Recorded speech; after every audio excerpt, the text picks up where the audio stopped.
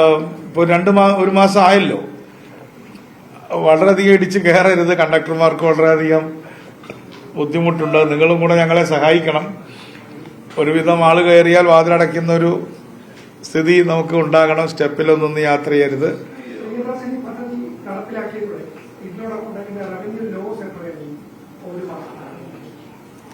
Revenue loss ഞങ്ങൾ കണക്കാക്കിയതിനോട് അടുത്ത് തന്നെയാണ്. 60 കോടി ഒരു മാസത്തേക്ക് നമുക്ക് വേണം. ഇപ്പോൾ നമുക്ക് 600 കോടി ഇപ്പം നമുക്ക് ബജറ്ററി പ്രൊവിഷൻ വന്നു എന്നുള്ളതാണ് ഈ പ്രിയദർശിനി പരിപാടിയുടെ ഏറ്റവും കാതലായ ഭാഗം.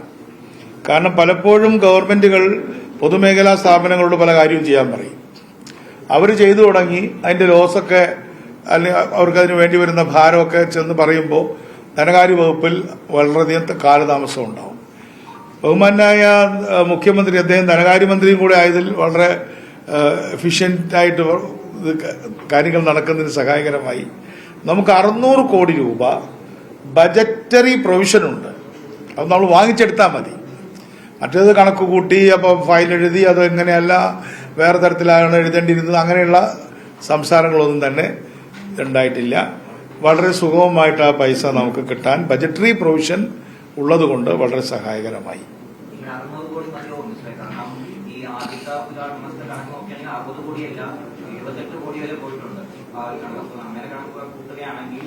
രണ്ട് തരത്തിലത് കണക്ക് കൂട്ടാം. അത് നമ്മളത് ചർച്ച ചെയ്തുകൊണ്ടിരിക്കുക. ഒരു മാസമല്ലേ ആയിട്ടുള്ളൂ. നമുക്ക് നമ്മുടെ എക്സ്പെൻഡിച്ചർ എത്രയാണ്, പിന്നെ ഇമാജിനറി നോക്കാം, എല്ലാവരും പൈസ തന്നിരുന്നെങ്കിൽ എത്രയാണ് എന്നുള്ള രണ്ട് തരത്തിൽ അക്കൗണ്ട് ചെയ്യുന്ന സമയത്ത് അത് ഞങ്ങൾ വളരെ വളരെ സൂക്ഷ്മമായി അത് നിരീക്ഷിച്ചുകൊണ്ടിരിക്കുകയാണ്.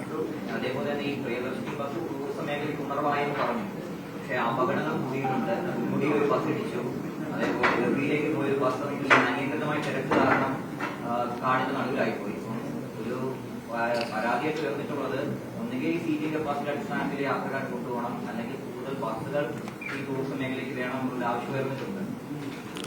ബസ്സുകൾ കൂടുതൽ ഇടുന്നതിന് ഞങ്ങളുടെ കയ്യിൽ ഇപ്പോൾ ബസ്സിനൊരു കുറവുണ്ട്. ബസ് സ്പോൺസർ ചെയ്യാനായിട്ടുള്ള അഭ്യർത്ഥന നമ്മൾ നടത്തിയെങ്കിലും അത് പ്രോആക്റ്റീവായിട്ട് ഞങ്ങൾ ഇറങ്ങിയിട്ടില്ല.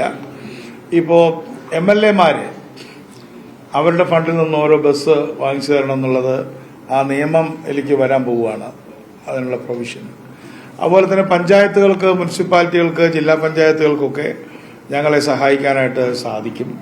അപ്പോൾ അതിൻ്റെയും നിയമങ്ങൾ നമ്മൾ അമെൻഡ് ചെയ്തുകൊണ്ടിരിക്കുകയാണ്. അത് നിങ്ങൾക്ക് ഒരു മാസത്തിനകത്ത് അത് ക്ലിയർ ആവുമെന്ന് എനിക്ക് തോന്നുന്നു. അങ്ങനെ വരുന്ന സമയത്ത് നമുക്ക് വേണ്ട സ്ഥലത്ത് അത് കൂട്ടിയിടാൻ കഴിയും. പിന്നെ നമ്മുടെ ആളുകളും ഇപ്പോൾ ഒരു മാസം ആയല്ലോ. വളരെയധികം ഇടിച്ച് കയറരുത്. കണ്ടക്ടർമാർക്ക് വളരെയധികം ബുദ്ധിമുട്ടുണ്ട്. നിങ്ങളും കൂടെ ഞങ്ങളെ സഹായിക്കണം. ഒരുവിധം ആള് കയറിയാൽ വാതിലടയ്ക്കുന്ന ഒരു സ്ഥിതി നമുക്ക് ഉണ്ടാകണം. സ്റ്റെപ്പിലൊന്നും യാത്ര ചെയ്യരുത്. ഇതൊക്കെ ഞങ്ങളിപ്പോൾ ഒരു കർശനമാക്കുകയല്ല, എങ്കിലും ആദ്യത്തെ ഒരു ഉണർവുണ്ടല്ലോ. അപ്പൊ അതുകൊണ്ട് ഇല്ല കുറഞ്ഞു വരാത്തതിന്റെ കാരണം ഇത് ഉപയോഗിക്കുന്ന വലിയൊരു നമ്പർ ആളുകളും ജോലിക്ക് പോകുന്നവരാണ്. അല്ലെങ്കിൽ ജോലിക്ക് പോയി മടുപ്പുള്ള ജോലികൾ ചെയ്ത് ഒന്ന് പുറത്ത് പോകണം. ടൂറിസം എന്ന് പറഞ്ഞാൽ അതാണല്ലോ, എല്ലാ ദിവസവും മടുപ്പിക്കുന്ന ജോലിയിൽ നിന്നുള്ളൊരു ബ്രേക്ക്.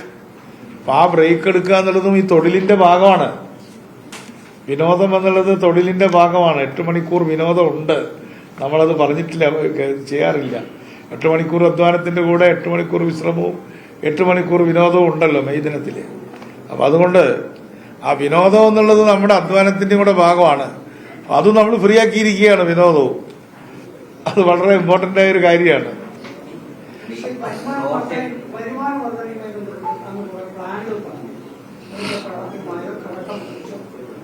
തീർച്ചയായിട്ടും അതിന്റെ തുടക്കം കുറിച്ചു. ഇപ്പൊ ഞങ്ങൾ ഈ മാസത്തിന്റെ തിരക്കിലായിരുന്നു എങ്കിലും പരസ്യങ്ങൾ ഉണ്ടാക്കുന്ന കാര്യത്തിൽ, അതേപോലെ തന്നെ റേഡിയോ ഇതിനകത്ത് വയ്ക്കുന്നതിന് വേണ്ടിയിട്ടുള്ള പല റേഡിയോ സെറ്റുകൾ ഇതിനകത്ത് കേൾപ്പിക്കുന്ന കാര്യങ്ങൾ, വാർത്തകൾ മാത്രമല്ല അതിൽ കൂടെ പരസ്യവും വരുമല്ലോ. ഇതൊക്കെ നമ്മുടെ കൂടെ വന്നിട്ടുണ്ട്. അതുപോലെ തന്നെ വെറും സ്റ്റിക്ക് ചെയ്തിട്ടുള്ള പരസ്യം മാത്രമല്ല, നമുക്കൊരു മൂവി ആയിട്ടുള്ള പരസ്യത്തിന്റെ കാര്യങ്ങൾ, അതൊക്കെ നമുക്കൊരു ടേക്സ് ടൈം. നമുക്കതൊക്കെ ചിലത് ടെൻഡർ ചെയ്യണം. അങ്ങനെയൊക്കെ ഉണ്ട്. വേറെ ആരാ ഒന്ന് ചോദിച്ചല്ലോ.